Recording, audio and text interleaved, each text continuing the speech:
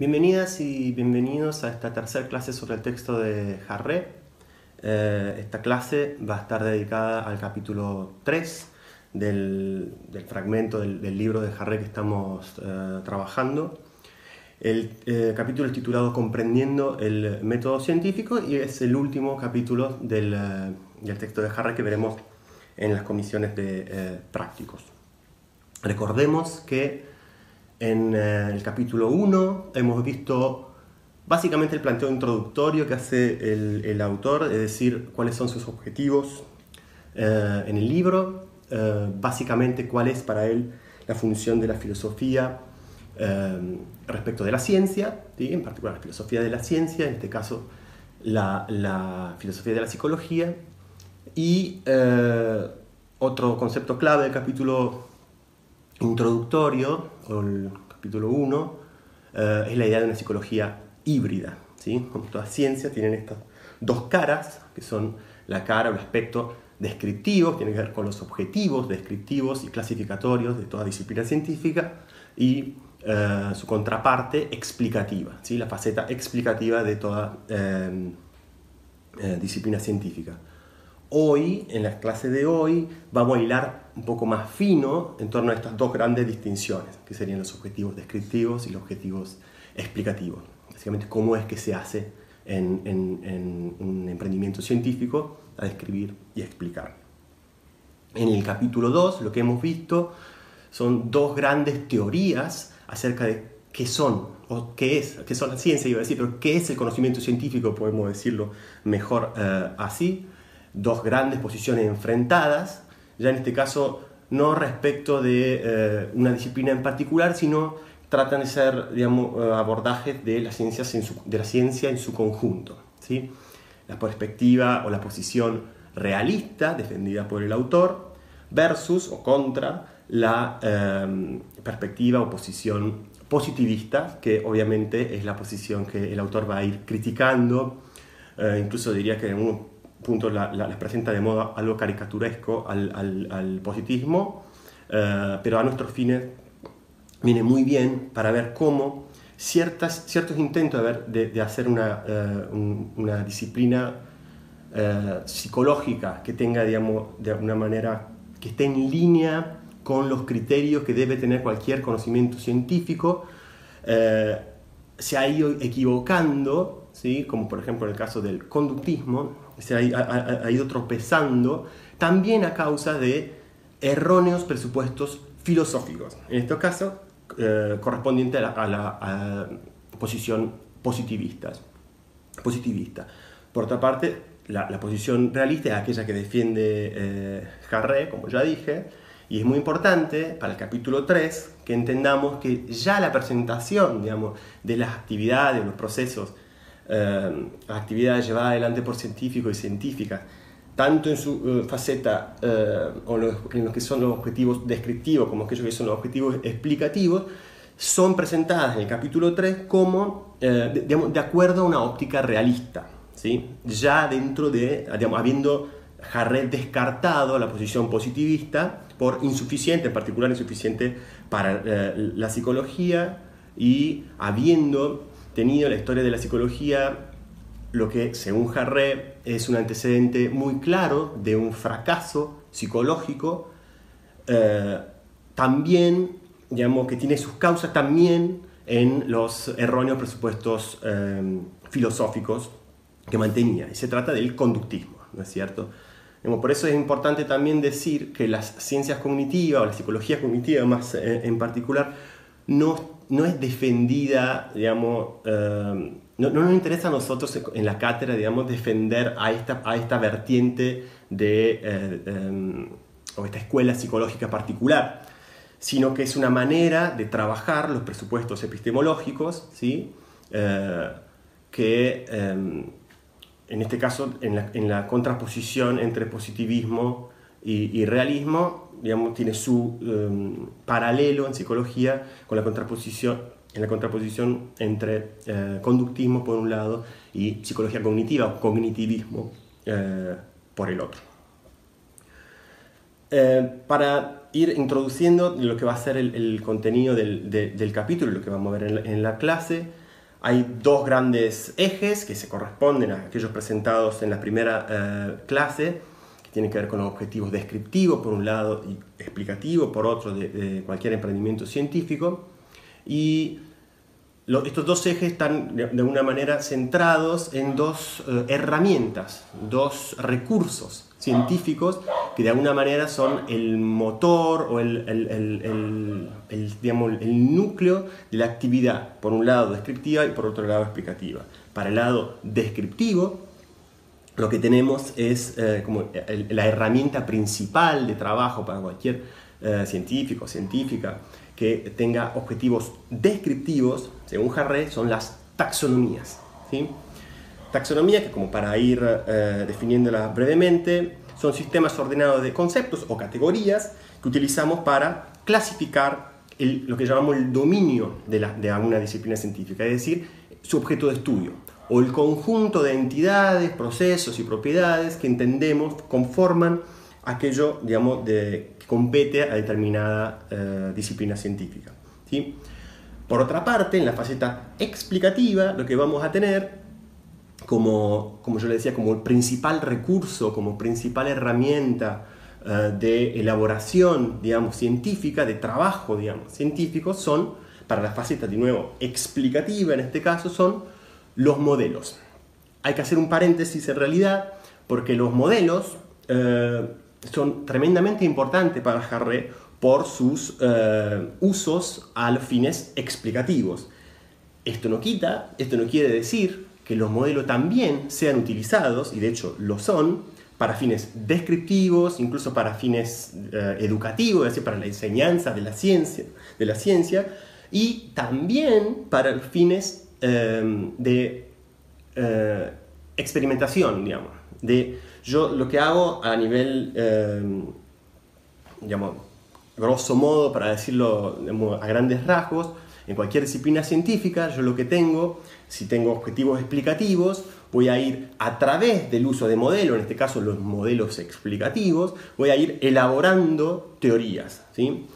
¿Cómo se hace de acuerdo a la óptica realista para elaborar teorías? Bueno, yo voy postulando entidades, procesos y propiedades en un estado, digamos, de cosas que la región 3, si digamos, recuerdan el capítulo 2, que yo no puedo observar, ni por una cuestión de hecho, ni por cuestión de principio. Si no puedo observar ni hoy, ni mañana, ni con el desarrollo de ninguna tecnología sofisticada. Son, digamos, aquello que explica, se encuentra en un estado de cosas del mundo que no pueden ser percibidas de ninguna manera. Se trata de entidades teóricas, ¿sí?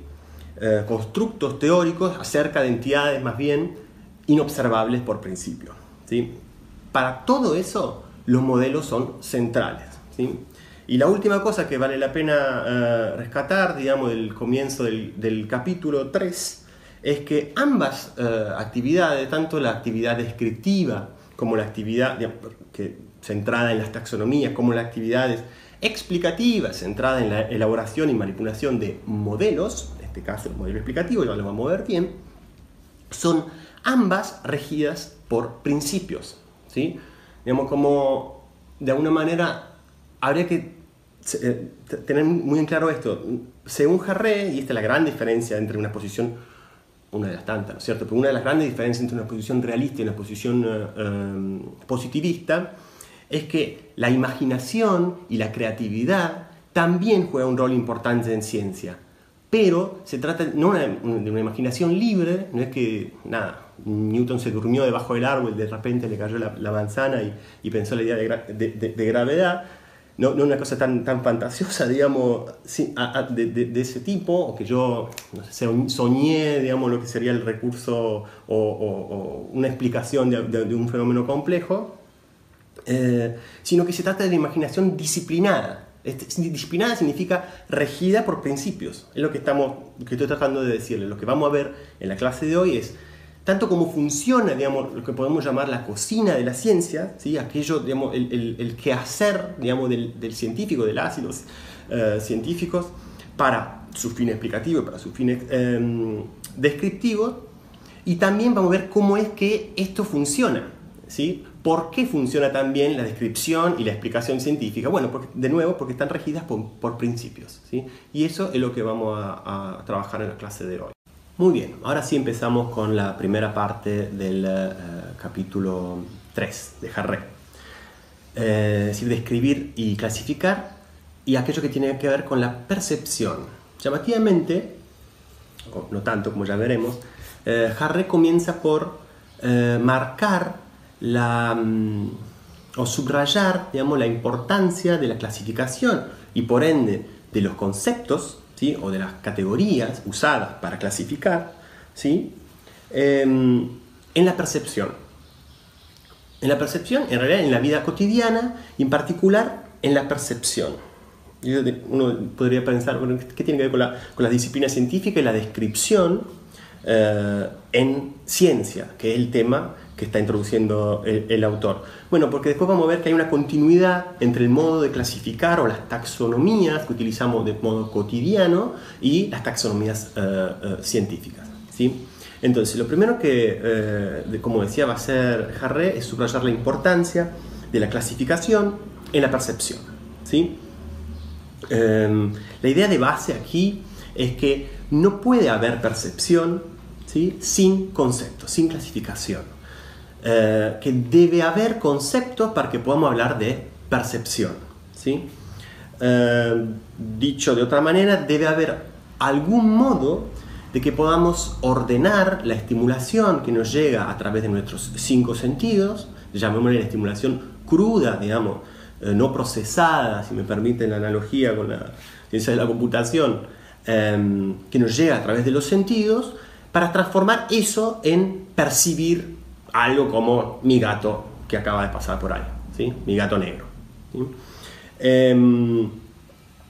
Esto en filosofía ha sido planteado de manera más contundente, digamos así, o rigurosa por primera vez por el muy conocido filósofo alemán Immanuel Kant, que dijo algo así como: los conceptos sin sensaciones son vacíos, las sensaciones sin conceptos son ciegas. Acá la idea es justamente esa, ¿sí? Es necesario, disculpen, que para que las sensaciones estén estructuradas y las podamos interpretar de alguna manera, que estén estructuradas, ¿sí? Que estén de alguna manera clasificadas en categorías, a través de categorías o conceptos, ¿sí?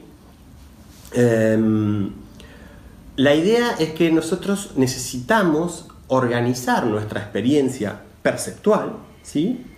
A través del sistema de conceptos, y eso nos va a permitir tomar alguna X cosa que yo pueda estar percibiendo, en este caso con los ojos, en este caso me refiero de nuevo a mi gato que pasó por ahí, como aquello que es, como una instancia de la clase gato, ¿sí? Acá tenemos que manejar más o menos la distinción entre un ejemplar o un caso, ¿sí? Que es este gato que tengo aquí en esta casa, ¿sí? Y la categoría general o el tipo de cosas, o también llamada la clase, ¿sí? La clase gato, gatos de todo tipo, desde Garfield hasta, bueno, que quieran. La otra idea importante es que los conceptos nosotros los utilizamos también porque nos ofrecen, nos dan un marco que nos permite guiar nuestras acciones. Es decir, si yo, en lugar de haber clasificado esa cosa negra que pasó como gato, si yo lo hubiese clasificado como, qué sé yo, rata o otro tipo de bicho poco deseable, digamos, muy probablemente mi reacción, en lugar de estar apacible, digamos, aquí tranquilo, o sea, continuando con mi clase, muy probablemente mi reacción hubiese sido diferente. En ese sentido, digamos, los conceptos, categorizar esa cosa negra que pasó como gato, va a cambiar, digamos, el modo en que yo me conduzco, en que yo, digamos, actúo fundamentalmente, ¿sí? Veamos un par de ejemplos más para ilustrar mejor esto. Esta es una representación que le doy un tiempo para ver si se dan cuenta de lo que es, pero la idea es que acá lo que tenemos es un perro dálmata, y ustedes pueden pensar que una niña de 3 años que nunca en su vida haya visto antes un perro de estas características, en este caso es muy probable de hecho, que podría no ver nada. Vería, digamos, un patrón desordenado de manchas oscuras sobre fondo blanco, manchas negras sobre fondo blanco, pero no vería un perro dálmata, porque justamente no logra ordenar, ¿sí?, ese conjunto de manchas que nosotros vemos en la parte central como, digamos, en la cajita, si me permiten, perro dálmata. ¿Está bien? Un ejemplo más complejo es el que viene a continuación. Ahí pueden ver. Alguien podría pensar que se trata de una pieza de arte contemporáneo, ¿sí?, o algo por el estilo. Mientras un especialista, un médico, una patóloga, por ejemplo, o alguien dedicado a la microbiología, por ejemplo, podría fácilmente identificar esta cosa que vemos ahí en el medio, esta célula que vemos ahí en el medio, como un glóbulo blanco, un leucocito, ¿sí? Esto, o sea, está claro, digamos, que el bagaje conceptual en este caso es mucho más sofisticado que el de perro dálmata, ¿sí? Y esto se puede conectar con aquello que vimos ya hace 2 semanas en el capítulo... disculpen, me confundí. En el que vimos la semana pasada, en el capítulo 2, con esto de las 3 regiones, ¿sí?, esta analogía biológica, digamos, que hace Harré, porque si recuerdan, en la región 1, una de las variantes de cambio de la región 1 es también el tipo de concepto que cada cual maneje. Entonces uno puede pensar que una persona, de nuevo, un especialista médico, que haya sido entrenado ya para ver a través del microscopio ese tipo de objeto como un leucocito, clasificarlo como un leucocito, como un glóbulo blanco, bueno, para eso obviamente necesita manejar el concepto de leucocito, ¿sí? Si yo estoy paseando por el campus universitario, que supongo que en algún momento podrán conocer,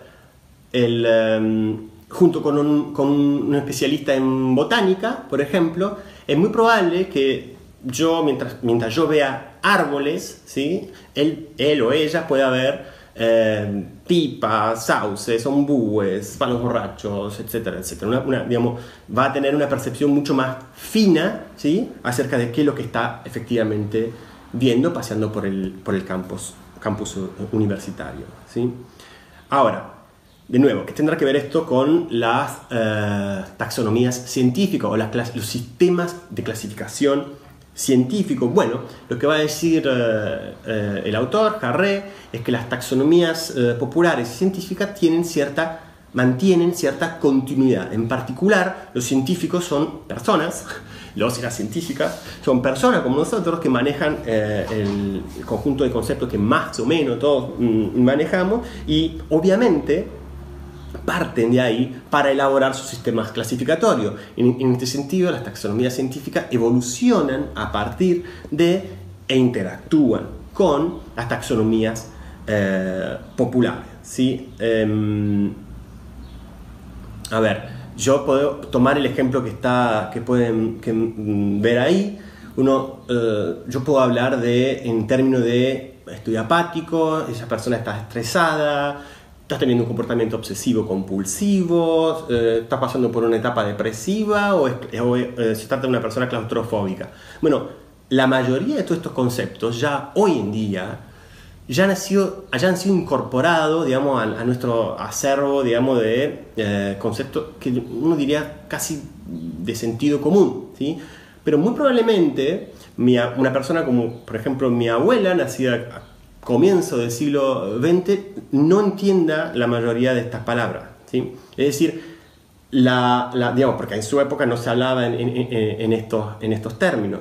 Esto vale lo mismo, por ejemplo, para lo que son las ciencias de la computación, ¿sí? Las personas, digamos, nacidas, digamos, desde los años 90 para acá, ya tienen incorporadas un conjunto de nociones, conceptos, ¿sí?, pertenecientes a la ciencia de la computación, que posiblemente una persona de nuevo, de la edad de mi abuela, no maneje, ¿sí? Esto porque hemos incorporado terminología proveniente de una disciplina científica a una taxonomía, a un sistema de clasificación que utilizamos cotidianamente, ¿sí? Y en ese sentido es importante, ahora sí, digamos, podemos pasar a las taxonomías propiamente científicas, pero digo, es importante ver cómo las dos actividades mantienen continuidad, ¿sí? La actividad clasificatoria de sentido común, que mantenemos cotidianamente, y la actividad descriptiva y clasificatoria científica. Muy bien, seguimos. Ahora sí, finalmente vamos a trabajar sobre taxonomías propiamente científicas, el tema de esta primera parte del capítulo 3. Las taxonomías científicas pueden ser definidas de una manera estándar, como si se quiera una definición de manual, de la siguiente manera. Una taxonomía científica es un sistema jerárquico de conceptos para clasificar de modo ordenado los ítems correspondientes al dominio de investigación de una disciplina científica. Y acá sería bueno prestarle especial atención a dos aspectos de esta definición. El primer aspecto es esta idea de que se trata de un sistema jerárquico. ¿Qué quiere decir eso? Ya dijimos que estos sistemas clasificatorios no son meras listas, como si fuesen una lista de súper, ¿no? Donde de manera desordenada están todas las cosas que comprende, por ejemplo, mi disciplina científica, sino que es una manera ordenada de presentar todos los elementos que son el objeto de estudio de mi disciplina científica. Este orden es jerárquico. Significa esto que va de mayor a menor, o generalmente de lo más general hacia lo más específico, ¿no es cierto? Seres vivos, animales, mamíferos, felinos, y llegamos a los gatos, de los cuales mi gato es un ejemplar. El segundo aspecto sobre lo cual quiero que le prestemos un poquito de atención es cuál es el objetivo, ¿sí? Ya lo trabajamos esto, pero no está mal, digamos, volver sobre el tema. El objetivo de una taxonomía científica, o sea, una buena taxonomía científica, lo que debiera hacer es describir el dominio de investigación, describir todo y cada uno de los elementos que son parte del objeto de estudio de una disciplina científica, ¿sí? Sigue Harré diciendo, y este es otro punto importante, que de esta manera, digamos, describiendo de modo ordenado los ítems correspondientes a una disciplina científica, lo que hace una taxonomía es expresar su ontología. Es decir, ya sabemos que una ontología es un conjunto de supuestos, ¿no es cierto? Bueno, con una taxonomía estos supuestos están un poco, digamos, como dijéramos, están puestos como a la superficie.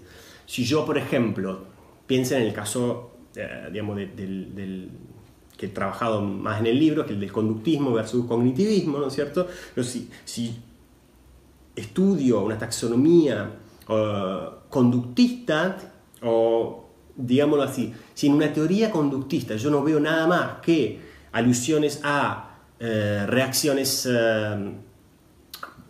respuestas motoras, o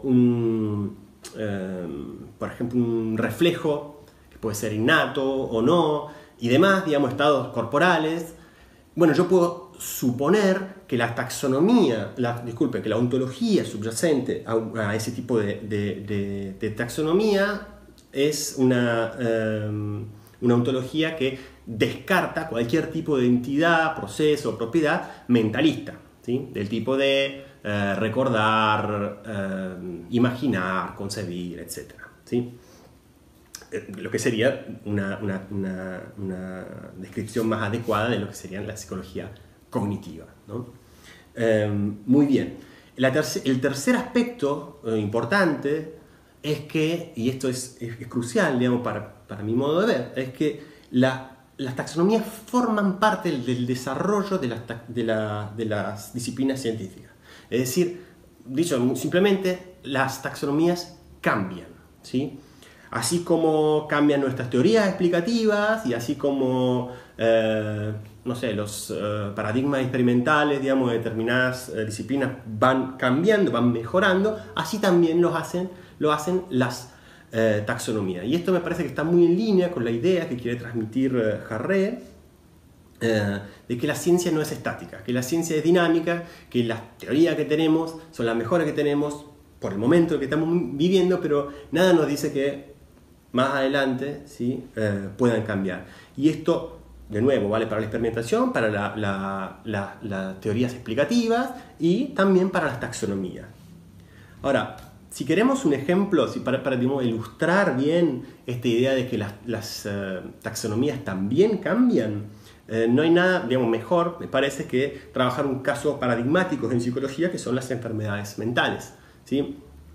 Ustedes pueden imaginarse que la primera clasificación, ¿sí?, de las enfermedades mentales ha sido, bueno, la debemos al médico francés Philippe Pinel, que data de 1801, e imaginen que distinguía 4 tipos de afecciones, 4 tipos de trastornos mentales: melancolía, manía, demencia y diosia, ¿sí?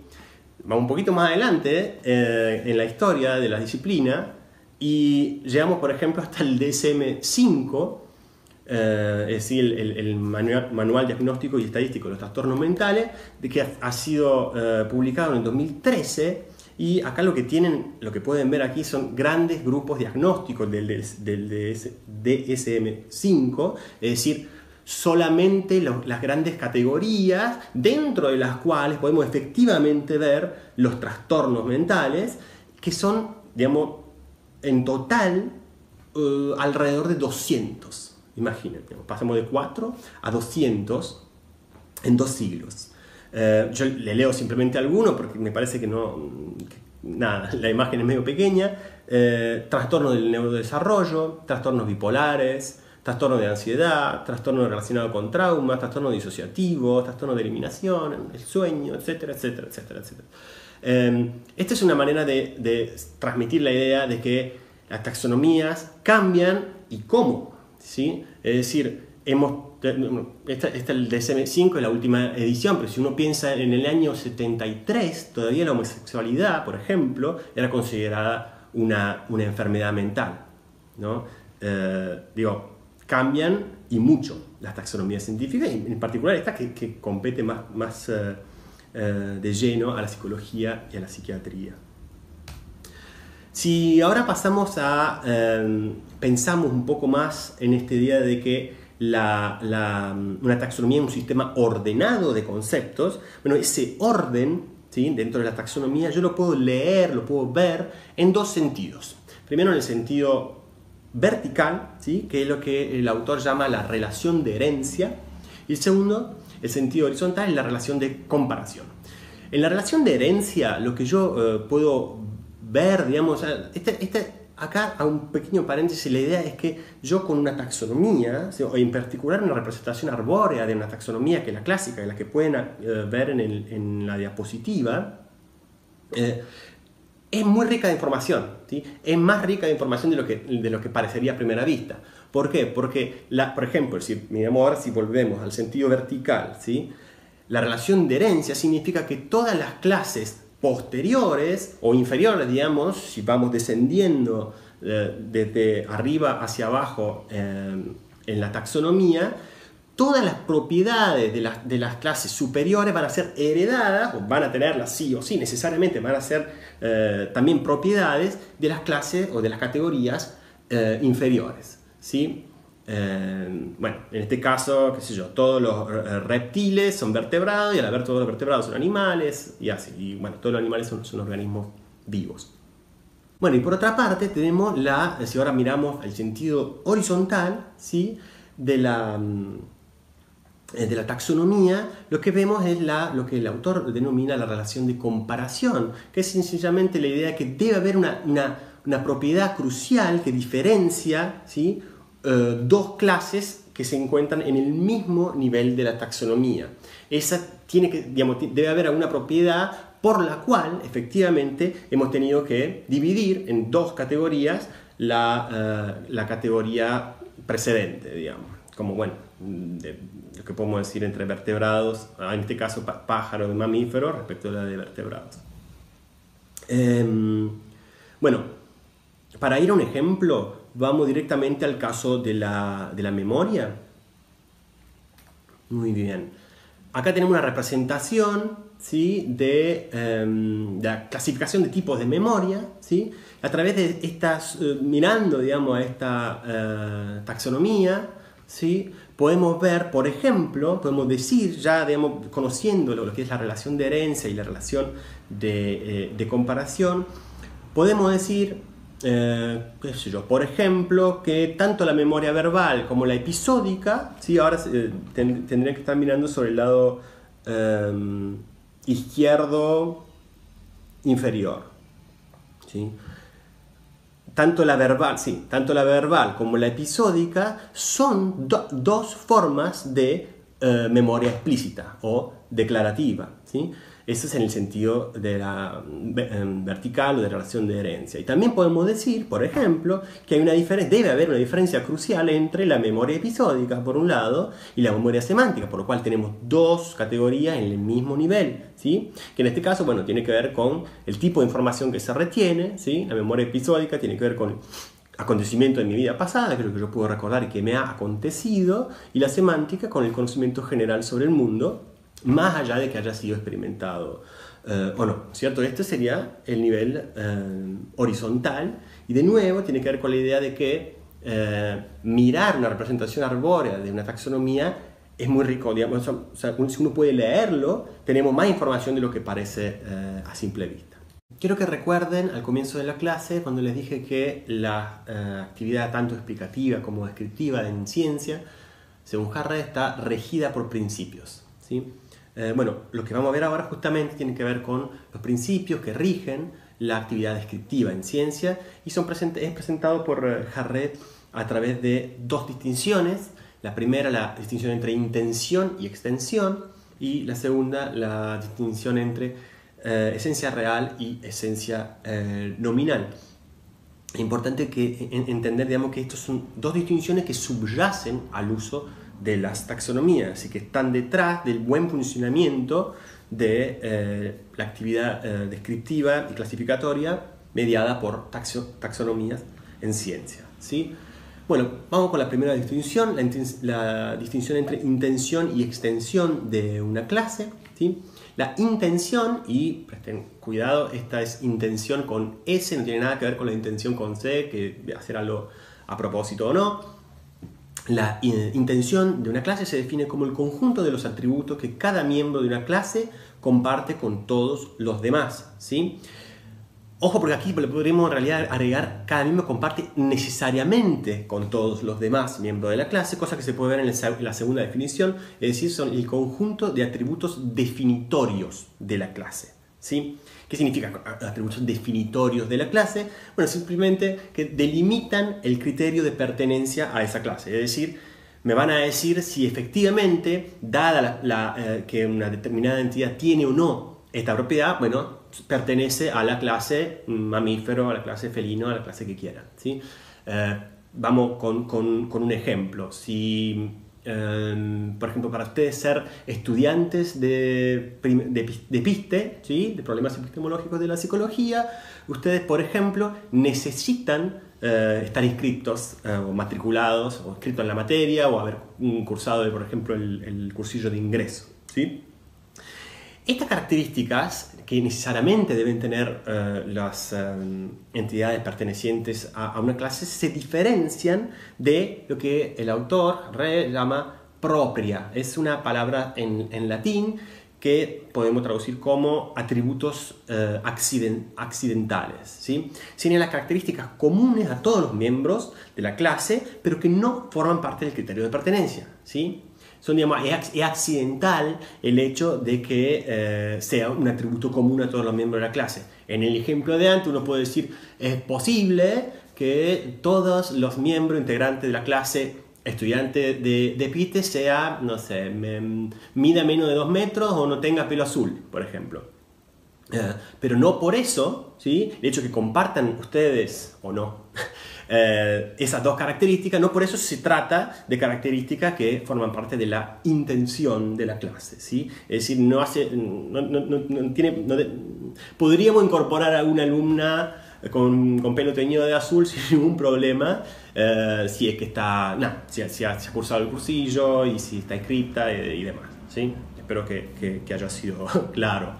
Bueno, la contraparte de la intención es la extensión de la clase, sencillísimo, es simplemente el conjunto de entidades que efectivamente en algún momento X efectivamente son parte de esa clase, ¿sí? El conjunto de, en este caso, por ejemplo, si seguimos el ejemplo anterior, yo debería tomar una larga lista de unas 3.500 personas que son actualmente estudiantes de problemas epistemológicos de la psicología, ¿sí? El otro tema es la relación que hay entre intención y extensión. La idea de Harré es que son inversamente proporcionales. Este es, cuantas más características yo vaya sumando, o propiedades cruciales, propiedades que hacen a propiedades definitorias de la clase, así que sí o sí deben tener los miembros de la clase. Si yo sumo más propiedades, ¿sí?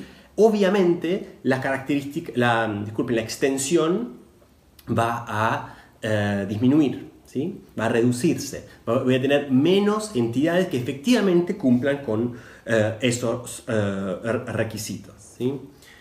Un ejemplo podríamos tomar el de, bueno, si uno piensa en mamíferos, ¿no es cierto? Uno puede dar, supongo, una lista de unas decenas, incluso hasta centenar de animales mamíferos que conozcamos, pero si uno piensa, por ejemplo, en animales que sean mamíferos, pero a la vez también venenosos, ahí ya uno dice, bueno, se pone a pensar, puede decir, bueno, los murciélagos, vampiros, yo estuve buscando un poco, algunas musarañas son venenosas, pero poco más que eso. Si yo sumo, ¿sí?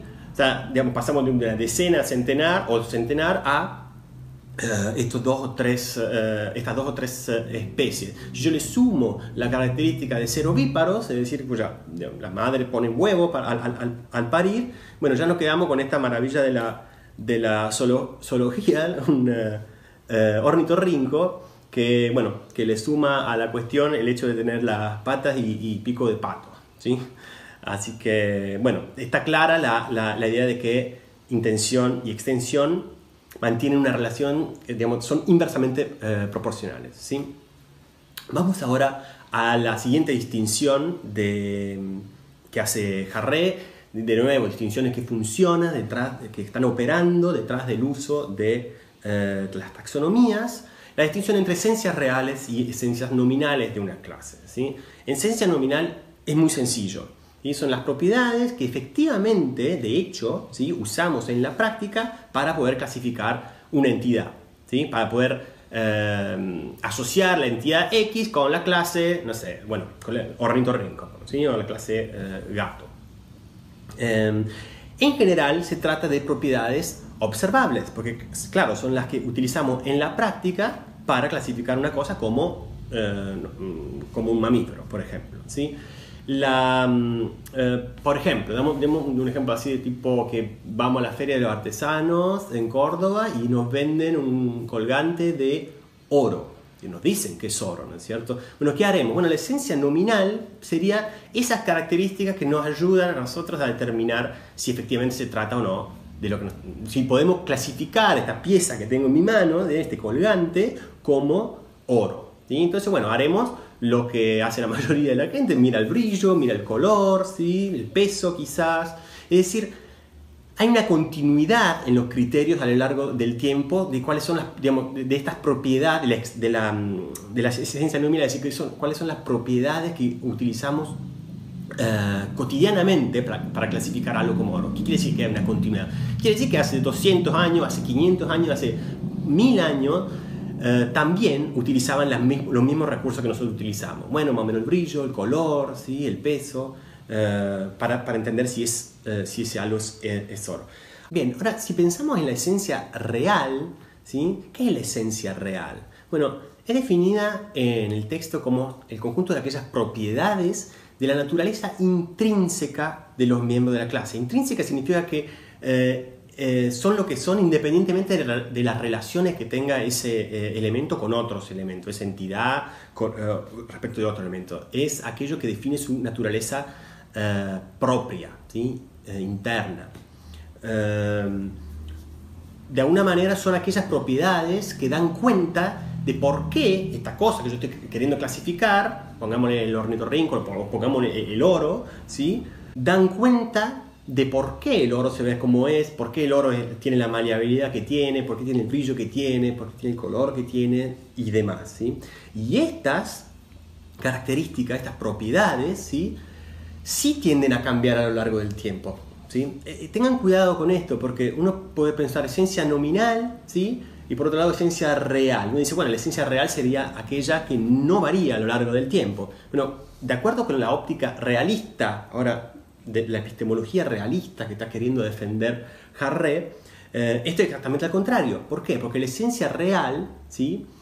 Que tiene que ver con la constitución intrínseca de un objeto que hace que sea tal, ¿sí? Que hace, por ejemplo, que este colgante sea un colgante de oro y no de cualquier otro, no sé, material, va a ir cambiando en función de las teorías vigentes, en función de cuáles teorías sean las más aceptadas, digamos, mayormente aceptadas por la comunidad científica en un determinado momento. Si pensamos entonces en el oro de nuevo, esto ha ido cambiando y mucho, digamos, desde antes, digamos, que existiera la química, de las viejas teorías de los alquimistas, ¿sí?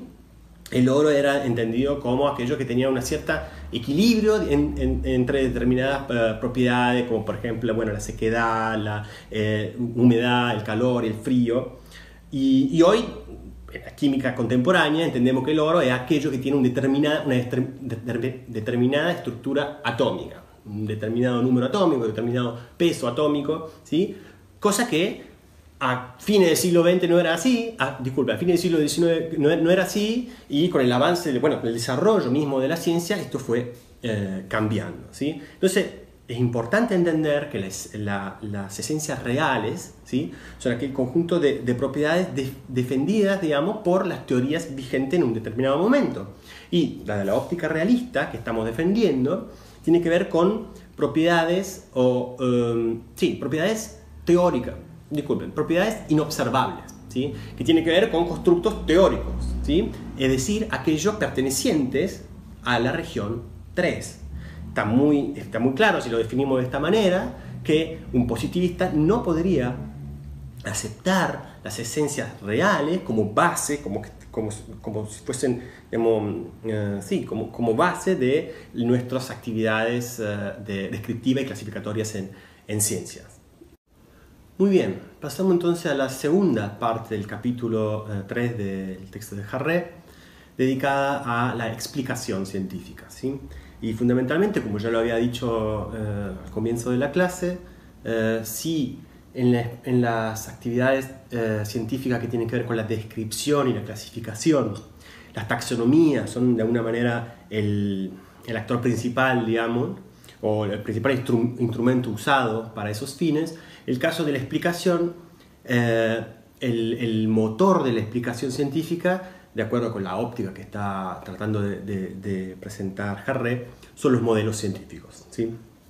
Una cosa muy importante a entender es la siguiente. Los modelos científicos, ya lo mencioné, pero está bien volver sobre esto porque es muy importante. Los modelos científicos, según Harré, son básicos, centrales para muchos aspectos de la ciencia, no solamente para la explicación, ¿sí? Eso es fundamental. Algo que, en general en filosofía y la ciencia, en la historia de la filosofía y la ciencia a lo largo del siglo XX, han ido tomando más y más protagonismo los modelos científicos, ¿sí? Entonces, para la explicación científica son cruciales los modelos científicos, ¿sí? Pero eso no quita que los modelos se usen para un montón de otros fines, incluso, como decía al comienzo, educativos, de descripción, para elaborar diseños experimentales y demás, ¿sí? Ahora, la contraposición que estamos haciendo, si pensamos en explicación científica, debería ser entre una filosofía realista, ¿sí? Y una filosofía positivista, ¿sí? De alguna manera es una distinción algo caricaturesca, digamos, pero para nuestros fines viene muy bien.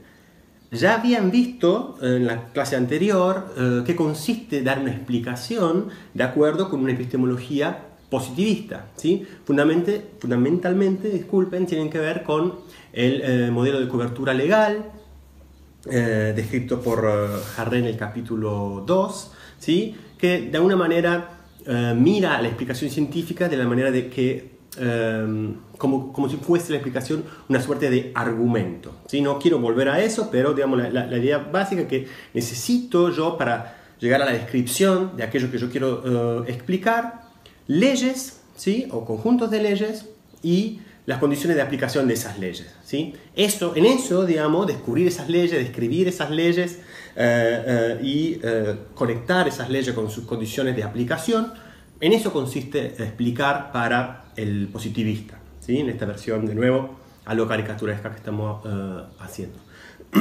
Por otra parte, de acuerdo con una epistemología de tipo realista, los modelos son centrales para la explicación y no habían sido tenidos en cuenta por los positivistas previamente. Los positivistas solamente lo entendían como de uso, digamos, práctico y sobre todo para fines de comunicación científica, ¿sí? Enseñanza de la ciencia, divulgación científica.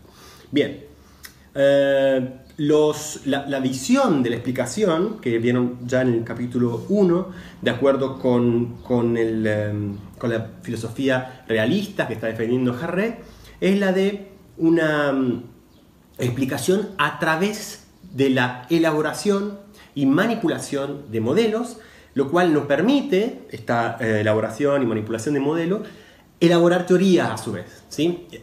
Hacer teorías, de acuerdo con la visión realista que estamos presentando, tiene que ver con postular entidades y procesos en la región 3, es decir, en una región de un estado de cosas, digamos, del mundo que no podemos observar, ¿sí? Ni hoy ni mañana, no podemos observar por una cuestión de principio, ¿sí? Pero que ese estado inobservable de cosas del mundo es responsable de aquello que sucede en el mundo observable y que cautiva la imaginación del científico y la científica y, digamos, de alguna manera hace que se dediquen al estudio de aquello que se dedican. Yo soy, qué sé yo, de nuevo, un botánico, como he usado antes el ejemplo, me interesan las plantas, pero puedo tener un interés en explicar por qué las plantas, o muchas plantas, son verdes, por ejemplo, ¿sí?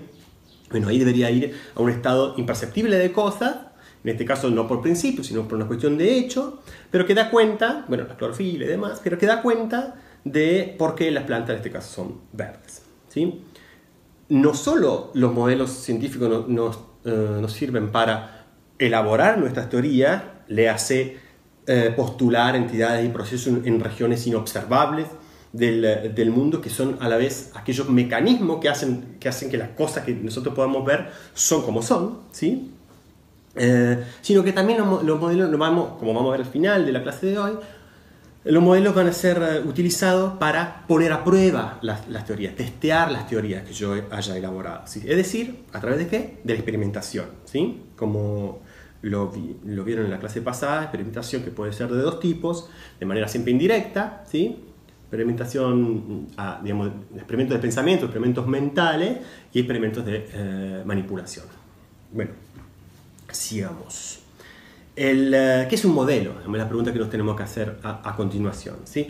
Bueno, ojo, porque esta es una manera particular de mirar a los modelos, que de una manera está excluyendo una gran cantidad de modelos, que son los modelos no icónicos o simbólicos o modelos matemáticos, ¿sí? Los modelos matemáticos son muy importantes en muchas ramas de la ciencia, especialmente en las ciencias naturales, pero no son trabajados por parte de Harré por su relativamente poca importancia, digamos, la importancia relativamente baja que tienen en psicología, ¿sí? Entonces se dedica a los modelos como representaciones no simbólicas, sino icónicas, es decir, que representan por analogía a su objeto, por un parecido que representa del modo que representan las imágenes, ¿sí? Como podemos ver con estas dos, la señalización, digamos, de las señales de tránsito que tienen aquí. Una es una representación simbólica, el pare, ese, y la otra es una representación icónica, ¿sí? Tiene que ver con cómo se vería la cosa, una curva peligrosa, ¿sí? Bien, entonces ya dijimos que representan por analogía, y eso también lo dije al comienzo de la clase, deberíamos pensar en los modelos como herramientas que utilizan científicos y científicas para trabajar, digamos, ¿sí? Para trabajar con su objeto de estudio, para experimentar con él, para representarlo y para explicarlo, ¿sí? Bien, entonces los modelos tienen para Harré tanto un rol en la elaboración de las teorías, la postulación de estas entidades y procesos inobservables, ¿sí? Pero que dan cuenta de las propiedades que tienen los objetos observables que cautivan la atención de los científicos, y también la puesta a prueba de estas teorías, ¿sí? En la experimentación sobre la experimentación que está dirigida a evaluar si efectivamente una teoría se sostiene o no. Bueno, como ya había anticipado, la visión del positivismo, en particular el positivismo lógico, ¿sí? La posición como más específica que han trabajado la semana pasada, ha dejado de lado enteramente la importancia que tienen los modelos, y en filosofía de la ciencia la importancia de los modelos se ha reconocido más y más con el pasar de los años. En particular, digamos, el positivista lógico entendía que tienen obviamente un valor los modelos, pero solamente bajo fines prácticos, como por ejemplo la divulgación científica o la enseñanza de la ciencia, ¿sí? Ahora, para seguir con el tema general, modelos, Harré introduce una distinción importante entre lo que es el modelo propiamente dicho, el objeto del modelo y cuál es la fuente del modelo, ¿sí? Son esos tres elementos que no debieran confundirse, a pesar de que muchas veces pueden ser la misma cosa, ¿sí? Por ejemplo, en cierto tipo de modelo, objeto y fuente son las mismas, ¿sí? Ya vamos a ver bien de qué va esto. ¿Qué es el objeto del modelo? ¿Sí? El objeto del modelo es aquello estado de cosas en el mundo, tanto observable como inobservable, que el modelo pretende representar, ¿sí? Que el científico y la científica, a través de la elaboración del modelo, están queriendo representar. Y la fuente del modelo es aquello que los científicos y las científicas utilizan para elaborar el modelo, ¿sí? La fuente sería el estado de cosas que es usado para la elaboración del modelo, ¿sí? Como veremos en breve, a veces se corresponden objeto y fuente y a veces no. En función de las dos grandes tareas, digamos, de la actividad científica para Harré, hay dos funciones centrales también para los modelos. Por un lado, los modelos cuya función principal es la idealización, ¿sí? Y los modelos cuya función principal es la representación. ¿Qué quiere decir esto? Idealización quiere decir que el modelo me sirve solamente bajo fines de describir, ¿sí? Presentar de un modo simplificado, ¿sí? Por eso idealización, de un modo simplificado, aquello que un estado de cosas en el mundo, una entidad, un objeto en el mundo, que de por sí puede ser muy complejo. Piensa en el cerebro, por ejemplo, es el órgano más complejo que se tenga conocimiento. Yo puedo querer tener, bajo fines descriptivos, un modelo, ¿sí? Que me sirva para tener una ventana hacia el cerebro más sencilla, más fácil, con la cual es más fácil trabajar, ¿sí? Entonces tienen que pensar en un corte sagital del cerebro donde tengo las diferentes áreas, ¿sí? Subcorticales, la área de la corteza occipital, la corteza prefrontal y demás, y lo que yo solamente lo utilizo, ¿sí? Porque el cerebro en sí mismo es un objeto muy complejo como para abordarlo directamente, entonces necesito un modelo cuyo fin, de nuevo, sea la idealización de aquello tan complejo que es el cerebro. Siguiendo mi ejemplo, ¿no es cierto? Ahora, si pensamos en los modelos como representación, estamos pensando en modelos cuyos fines son explicativos, porque estamos intentando representar estados de cosas que como tales no podríamos observar ni hoy ni nunca, ¿sí? Porque son estados de cosas que se encuentran, siguiendo la analogía de Harré, en la región 3, ¿sí? Entonces ahí tenemos los fines explicativos de la ciencia, donde de nuevo los modelos son de alguna manera los protagonistas. En cuanto a la construcción o la elaboración de modelos, tengo por un lado dos grandes operaciones, digamos, que los y las científicos y científicas a lo que se abocan. Por un lado, la abstracción, que es simplemente dejar de lado u omitir detalles o aspectos que no me resultan relevantes para la representación, para el modelo, ¿sí?, de la fuente. Y la idealización. Es decir, simplemente simplificar aquellos rasgos que sí me sirven, con los que sí me quedo. Entonces, si ustedes piensan en mi ejemplo anterior, pues yo puedo dejar de lado, por ejemplo, el color. ¿Sí? Mi ejemplo anterior del corte sagital del cerebro. Yo puedo dejar de lado el color del cerebro, ¿no es cierto? Yo puedo directamente no mostrar, bueno, la presencia de sangre, la diferencia entre materia gris, materia blanca y demás.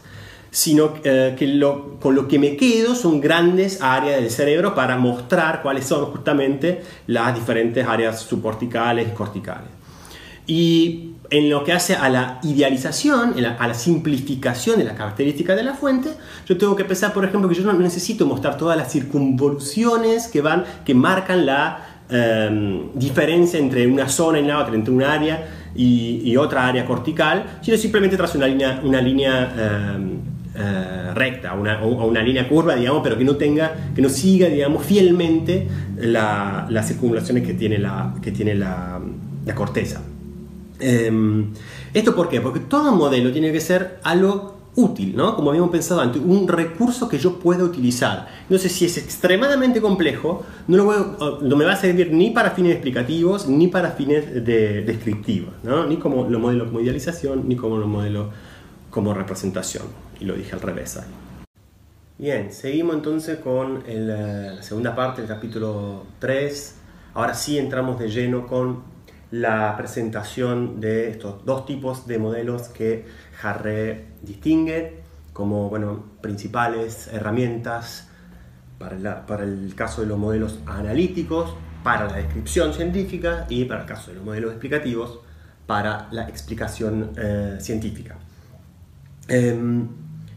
Lo que vamos a hacer a continuación es básicamente lo siguiente. Vamos a definir qué es un modelo analítico por un lado, que es un modelo explicativo por otro. Vamos a ver qué función tiene, para qué sirve, que ya hemos hablado a grosso modo de esto, pero vamos a decir un par de cositas más al respecto y vamos a ver algunos ejemplos, ¿sí? Esas serían las tres tareas que tenemos en esta parte. Quiero adelantarles ya que la última parte de este fragmento, digamos, de video que estoy grabando es sobre la lógica de la construcción de modelos y es una parte del texto que no es tan relevante, ¿sí? Así que le voy a dedicar muy poco tiempo. Bueno, ya, vamos a los modelos analíticos, ¿sí? Entonces, si vamos a modelos analíticos, primero y principal, ustedes seguramente todas y todos allí desde su casa han visto muchos de estos modelos durante su educación secundaria. El ejemplo más sencillo de todos, creo yo, es un mapa, ¿sí? Un mapa como un modelo analítico, descriptivo de una determinada zona a un lugar de este planeta, ¿sí? Es decir, un modelo que le sirve al geógrafo, a la geógrafa, para describir de manera sencilla las características salientes de una determinada zona. Vamos a la definición un poco del texto. Harré lo describe como el resultado del análisis y ordenamiento de atributos de un sistema natural bajo fines heurísticos / prácticos. Bueno, esto de bajo fines heurísticos / prácticos, hay que quizás decir un par de palabritas al respecto. Una heurística o fines heurísticos o una heurística. ¿Qué es una heurística? Es una estrategia, una regla, en realidad, bueno, vamos a lo más simple, una estrategia que nos pone a nosotros en mejores condiciones para poder resolver algún determinado problema, ¿sí? Un problema práctico, ¿sí? Entonces, lo que está diciendo aquí el autor no es mucho más de lo que ya hemos dicho hasta ahora, es decir, nosotros tenemos ciertos objetos en el mundo natural que son de por sí muy complejos y para fines prácticos, ¿sí? Para transmitir a nuestra comunidad científica aquello que yo quiero, sobre lo cual me quiero centrar, por ejemplo, qué sé yo, la relación entre el hipotálamo y la corteza, qué sé yo, y la corteza occipital para la visión, por ejemplo. Entonces se puede utilizar, ¿sí?, para fines prácticos, en este caso para una mejor divulgación, una mejor comunicación, ¿sí?, modelos de este tipo, modelos analíticos. Esto obviamente no es para quitarle importancia, pero en este sentido siguen solamente trabajando para, digamos, dentro de lo que ya podemos ver. Es decir, nos brindan una herramienta simplificada de una cosa allí en el mundo compleja, ¿sí? Lean lo que sigue allí. En general, ojo con eso, la fuente es igual al objeto, ¿sí? Ojo con en general. Vamos primero en la mayoría de los casos de los modelos analíticos, sí, así es, la fuente es igual al objeto. El caso que acabo de mencionar, del famoso corte sagital que pueden ver ahí del cerebro, en lo que se nos muestran de manera simplificada, en este caso algunas, bueno, la corteza y algunas de las áreas subcorticales, ¿sí?, el hipotálamo, el cerebelo, disculpen, la amígdala, bueno, lo que quieran. En este caso, claramente, el objeto y la fuente son la misma. Es la misma cosa, son lo mismo. Es la misma cosa. Digamos, toda la anatomía, de hecho, moderna, tiene que ver con la, bueno, disección de cadáveres. Es decir, que yo necesito haber estudiado un cerebro de verdad, digamos, de un cadáver, para poder describir su anatomía, ¿sí?, su estructura básica. Pero, bueno, lo mismo vale para el segundo ejemplo que tienen ahí, que son las capas geológicas. Yo tengo que haber observado eso allí afuera, ¿sí?, en un estudio, digamos, de campo, llamémosle, para poder producir un modelo como el que tienen allí. En general, significa que hay excepciones, ¿sí? Ya vamos a ver una interesante, pero puede haber casos en los que yo quiero describir, ¿sí?, X cosa, y para hacerlo me uso otra cosa, ¿sí?, y en analogía a esta primera cosa que quería describir, yo voy tomando las propiedades que me parecen relevantes para describir esto que quiero describir. Fundamentalmente brindan una simplificación, ¿sí?, de valor práctico. Y es importante esto de que muestran patrones. Yo puedo ver, por ejemplo, la relación, como decía antes, entre una reacción directa entre corteza occipital y el tálamo para la visión, por ejemplo, ¿sí? Si yo, a través de un modelo que me muestre estas dos áreas de manera simple, ¿sí?, y sencilla, yo puedo más fácilmente ver patrones entre diferentes áreas del cerebro, por ejemplo. Vamos al tercer punto que nos compete, los ejemplos, ¿sí? Un planetario obviamente se trata de un modelo del sistema solar y también tiene que ver con la observación, ¿sí? En este caso en la buena parte, digamos, o sea, desde que tenemos telescopios por lo menos, de Galileo para este lado, la observación es observación del tipo 2 o mediada, disculpen, de la región 2 o mediada por instrumentos científicos, pero sigue siendo un modelo analítico en el que la fuente y el objeto son lo mismo o tienden a ser lo mismo, ¿sí? Bueno, modelo anatómico del cerebro, que ya hemos hablado mucho al respecto, los estratos geológicos, los mapas, ¿sí? Y el modelo teatral. El modelo teatral es justamente la excepción, y una excepción me parece interesante porque está mucho más cercana a la psicología, porque es un modelo que le debemos a Erving Goffman, el padre de la microsociología, que básicamente, diversamente como lo habían hecho previamente otros y otras sociólogos y sociólogas, Goffman lo que hizo es una descripción de las relaciones sociales, ¿sí?, pero en una escala micro, no en una macro escala, sino las relaciones, digamos, interpersonales, digamos, si se quiere, la unidad mínima, digamos, de análisis de las relaciones entre personas, ¿sí? Para describir las relaciones sociales, él utilizó una fuente, o sea, no fue a la calle, no fue a la peatonal, qué sé yo, para ver cómo se comporta la gente entre sí, disculpen la simplificación que estoy haciendo, pero utilizó otra fuente. La fuente en este caso es una obra teatral, ¿sí? nos propuso pensar en las relaciones entre personas, ¿sí? En las relaciones humanas, en las relaciones sociales en una escala reducida, como si fuéramos protagonistas de una obra, cumpliendo o desempeñando determinados papeles, dados ciertos escenarios, ¿sí? Muy diferente a un escenario, bueno, ahora estoy en mi casa justamente, pero como en este caso mi escenario natural sería una clase, ¿es cierto? Una clase, un aula, disculpen, esta sigue siendo una clase aparentemente, pero bueno, este no es el escenario habitual para ello, y por ejemplo, con un vestuario determinado, ¿sí?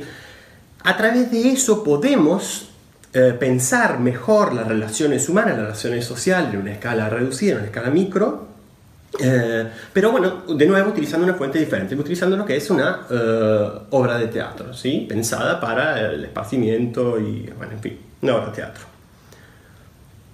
Pasemos ahora al caso de los modelos explicativos, que de nuevo no podemos quitarle importancia, de una manera que los modelos explicativos no estén, digamos, cumpliendo un papel absolutamente fundamental para Jarré, dada de nuevo su óptica o su posición realista respecto de cómo funciona la ciencia.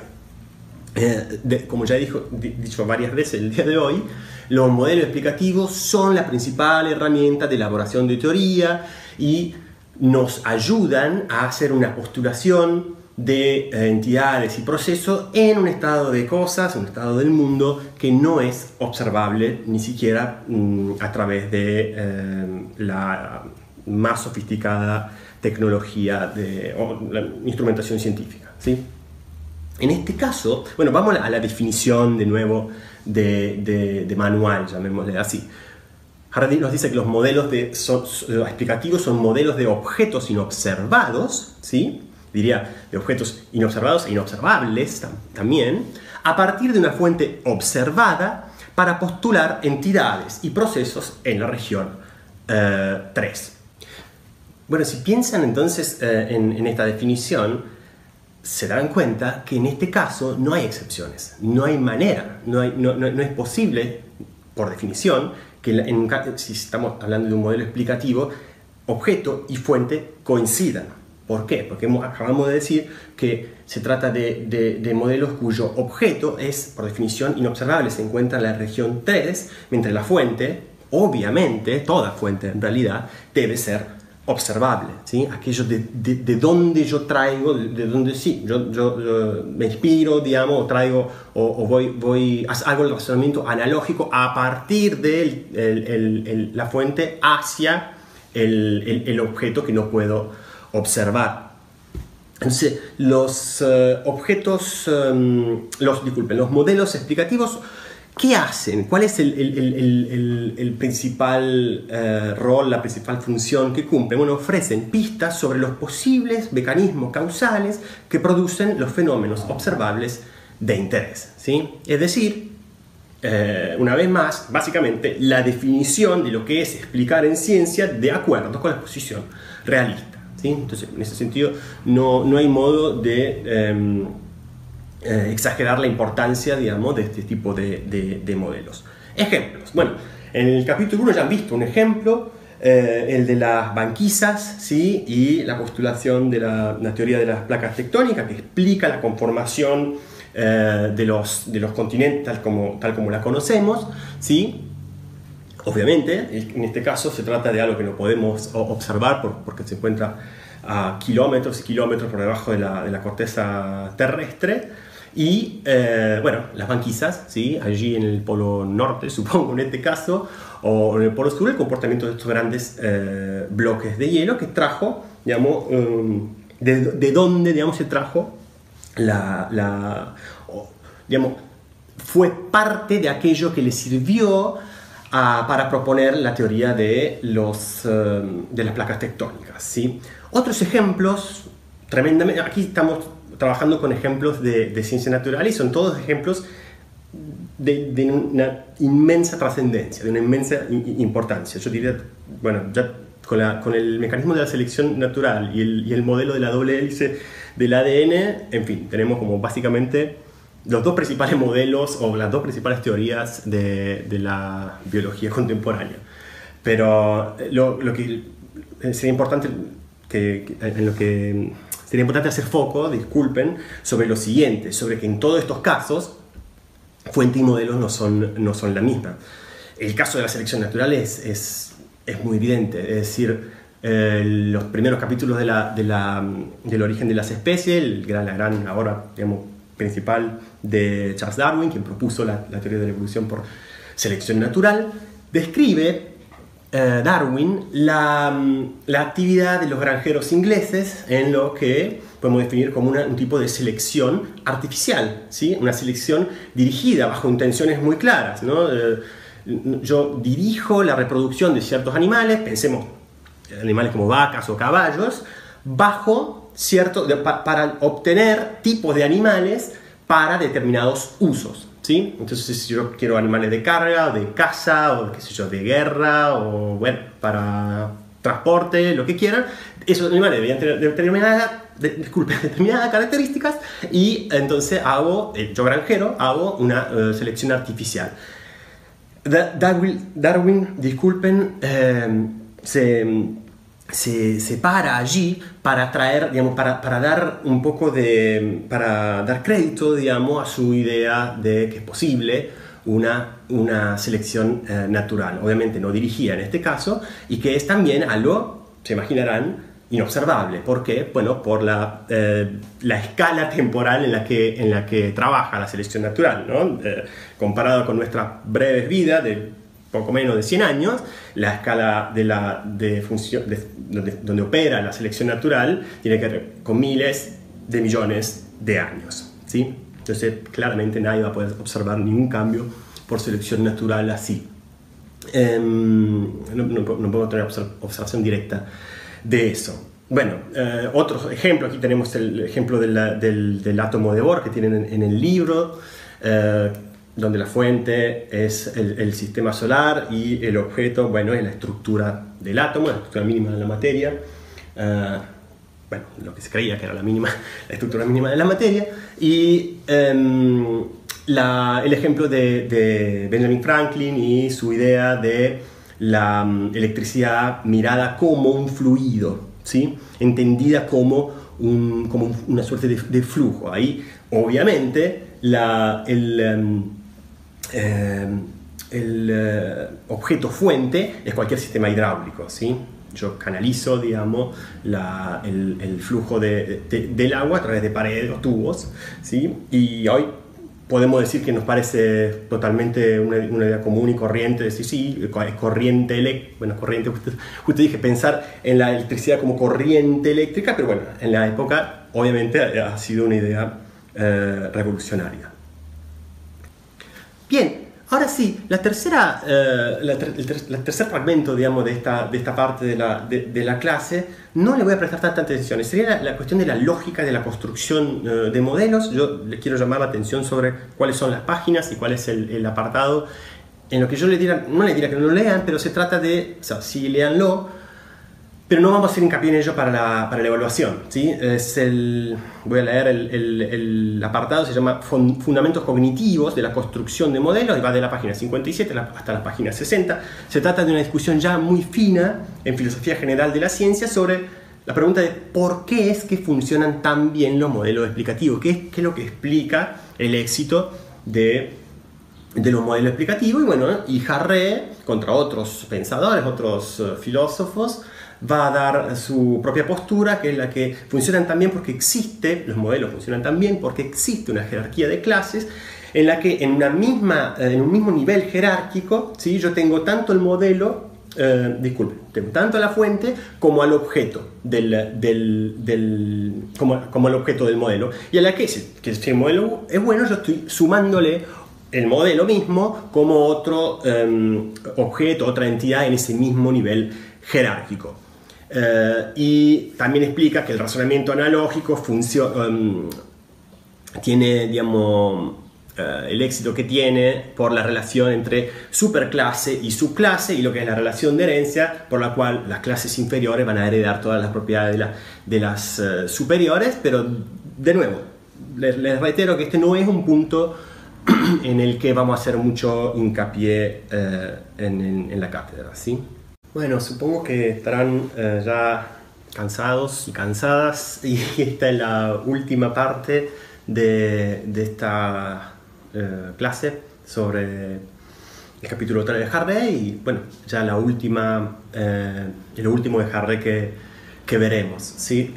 En esta última parte lo que vamos a trabajar son los criterios de evaluación, fundamentalmente los criterios de evaluación de los modelos, tanto analíticos como explicativos, ¿sí? Para el caso de los modelos analíticos, ¿sí?, tenemos dos principales criterios, son el de claridad por un lado y el de fertilidad por otro, ¿sí?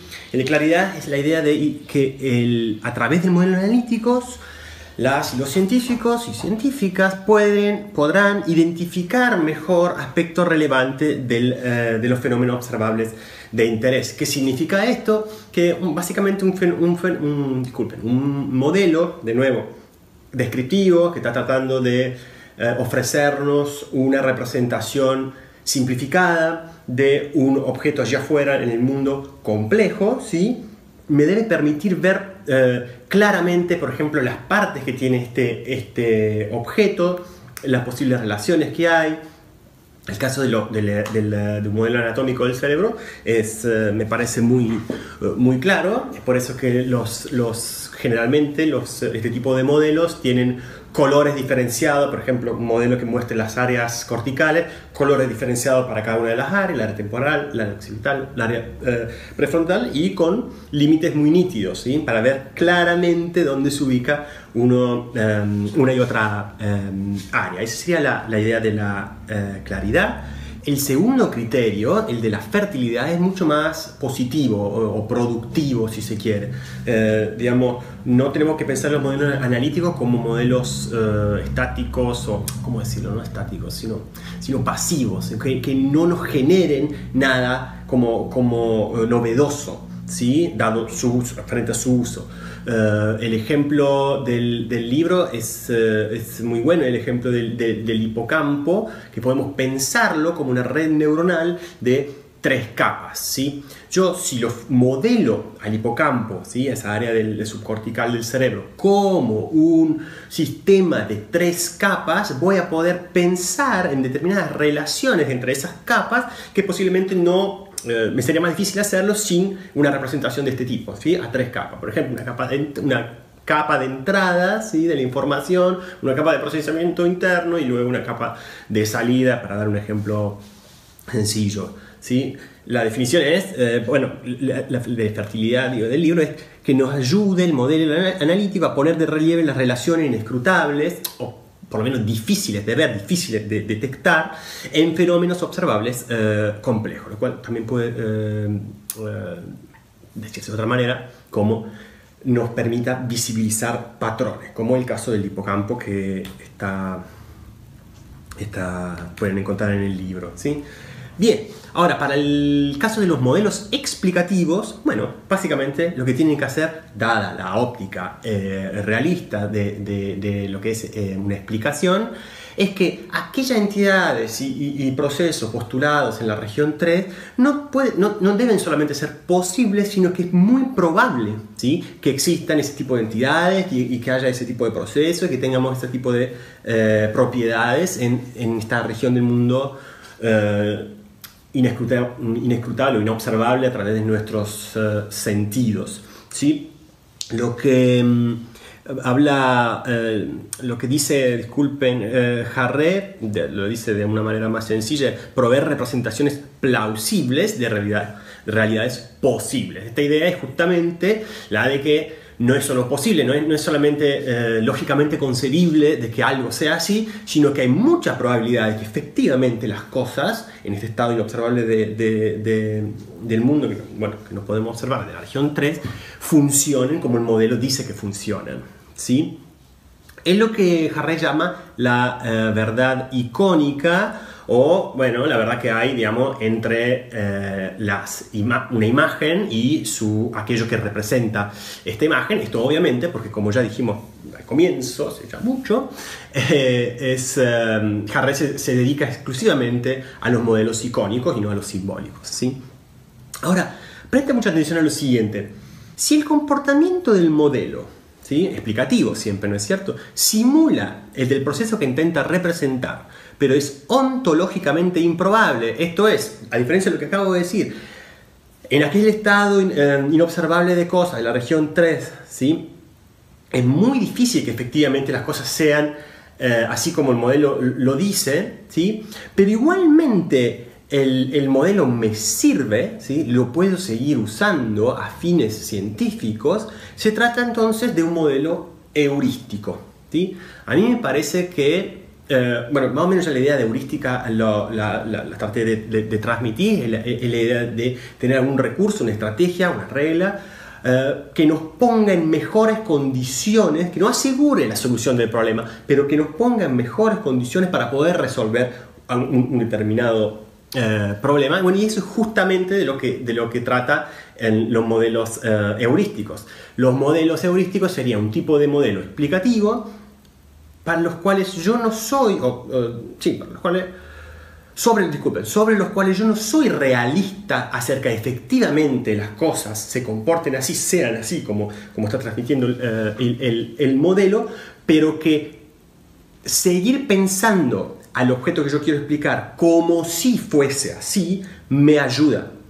Me pone en una mejor condición para resolver un problema, para poder explicar, por ejemplo, el funcionamiento de la biodiversidad, lo que quieran, ¿no es cierto? Los ejemplos que hemos trabajado ahora, o la visión, ¿sí?, los cuales serían los mecanismos de la visión.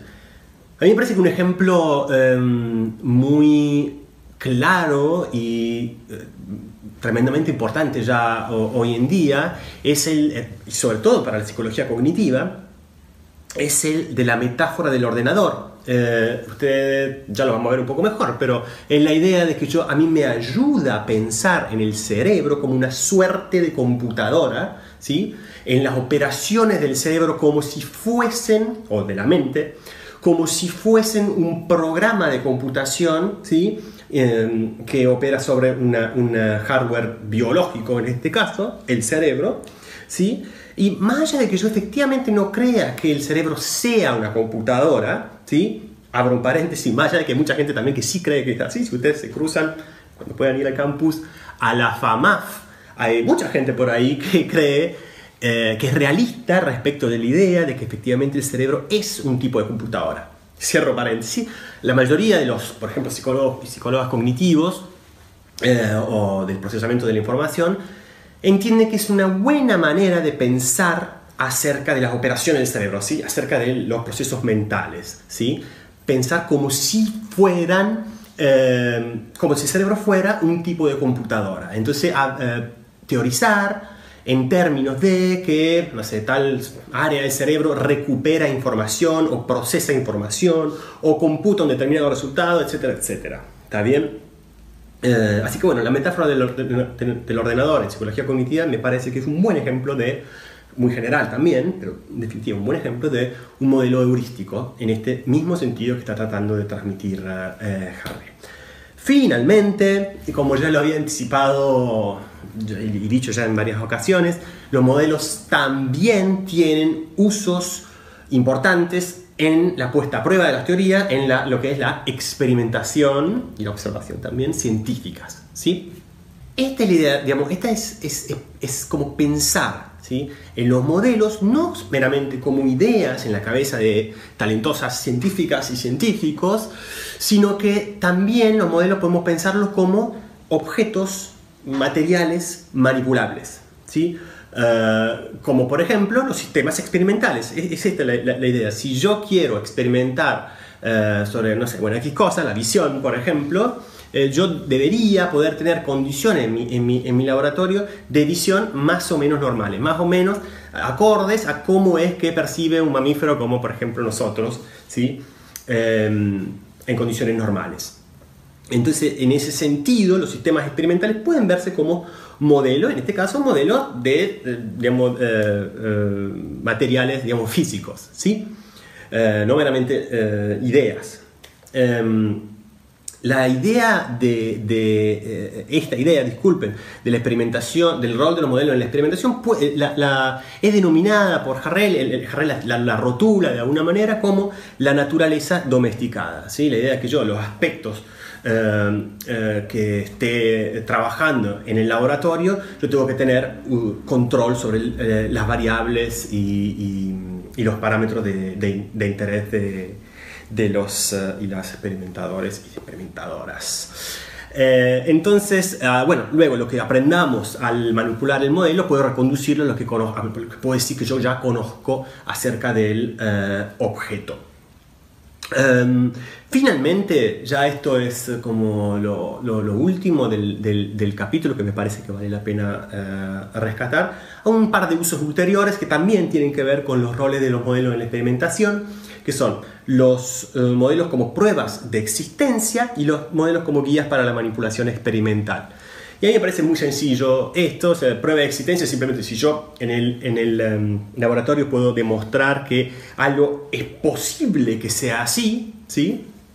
O sea, que, por ejemplo, que existe algo así como, ya lo vamos a ver bastante más adelante, como la visión ciega, es decir, la visión de personas que lo que hacen es visión sin conciencia, ¿sí? Visión de personas que lo que hacen es discriminar bien objetos, ¿sí? Pero sin conciencia, sin ser conscientes de que efectivamente lo están haciendo. Bueno, si yo puedo demostrar que eso existe, bueno, eso es un gran avance, me lleva a poder investigar por qué esto es así, por qué yo puedo tener discriminación sin visión consciente, ¿sí? Eso sería una suerte de ejemplo de prueba de existencia. Y bueno, la manipulación como guía para los modelos, disculpen de nuevo, los modelos como guías para la manipulación experimental es la idea de, me parece que la idea se puede transmitir más claramente con las simulaciones computacionales, ¿sí? Piensen en el caso del hipocampo que mencionábamos recién. Yo antes de ir al laboratorio, ¿sí? Y hacer algún experimento sobre algún sujeto experimental, yo puedo ver si funcionarían las cosas a través de una simulación experimental para luego, una simulación computacional para luego ir al mundo real, digamos, a hacer mi experimento. Entonces, en este sentido, los modelos ayudan a guiar la investigación experimental, digamos, a guiar la experimentación científica. Bueno, claramente estoy ya algo cansado. Y con esto, bueno, doy por cerrada la clase de hoy. Espero que la hayan aprovechado y, bueno, nos vemos la próxima.